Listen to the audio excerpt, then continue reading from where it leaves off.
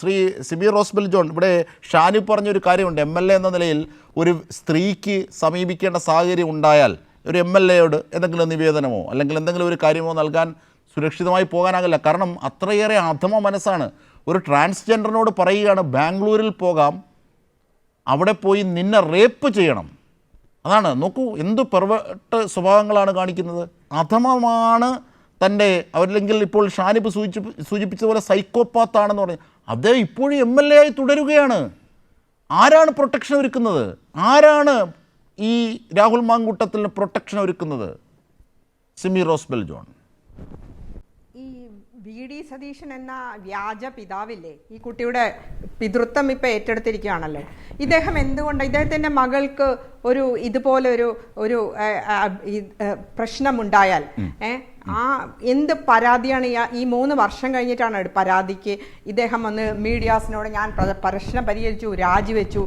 ആ കുട്ടി പറഞ്ഞിട്ടുണ്ടല്ലോ, ആ നിഷ്കളങ്കതയുള്ള ആ മുഖമുള്ള ആ കുട്ടി പറഞ്ഞിട്ടുണ്ടല്ലോ, ഞാൻ പറഞ്ഞതിന് ശേഷവും അദ്ദേഹത്തെ യൂത്ത് കോൺഗ്രസ് പ്രസിഡന്റ് ആക്കി. എവിടെയാണ് ആ കുട്ടിക്ക് നീതി കിട്ടിയത്? ആ കുട്ടി യൂത്ത് കോൺഗ്രസിന്റെ ഒരു അനുഭാവിയാണെന്നാണ് ഞാൻ മനസ്സിലാക്കുന്നത്.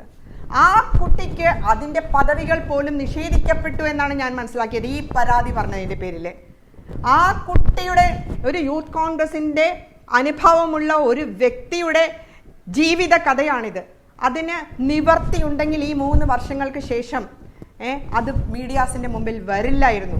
VD സതീശന്റെ ഈ പുത്രസ്നേഹം, അദ്ദേഹത്തിന്റെ ഡ്യുവൽ പേഴ്സണാലിറ്റിയുടെ, അദ്ദേഹത്തിന്റെ കാപഢ്യത്തിന്റെ മുഖമുദ്രയായ ആ വ്യക്തിത്വത്തിന്റെ, കോൺഗ്രസ് എന്ന പ്രസ്ഥാനത്തെ, ഇന്ത്യൻ നാഷണൽ കോൺഗ്രസ് എന്ന പ്രസ്ഥാനത്തെ വാട്ടർലൂ ആയി കാണുവാനുള്ള ആ അവസാനത്തെ പ്രതിപക്ഷ നേതാവാണ് അദ്ദേഹം എന്ന് ഞാൻ പറയുവാൻ ആഗ്രഹിക്കുന്നു. കാരണം എന്ത് സുരക്ഷിതത്വമാണ് ഇനി കേരളത്തിലെ സ്ത്രീകൾക്കുള്ളത്? ഭരണഘടനാ പദവി വഹിച്ചിരുന്ന എന്നെ അദ്ദേഹം വെർബൽ അബ്യൂസ് ചെയ്തതിന് 6 വർഷമാണ് ഞാൻ സഹിച്ചത്. 6 വർഷം. എന്നോടൊപ്പം പബ്ലിക് സർവീസ് കമ്മീഷനിലിരുന്ന 2 വ്യക്തികളെ ഈ വെർബൽ അബ്യൂസ് എന്ന് പറയുമ്പോൾ അത് ഈ പൊതുസമൂഹത്തിന് മുന്നിൽ പറയാവുന്ന ഭാഷയാണോ?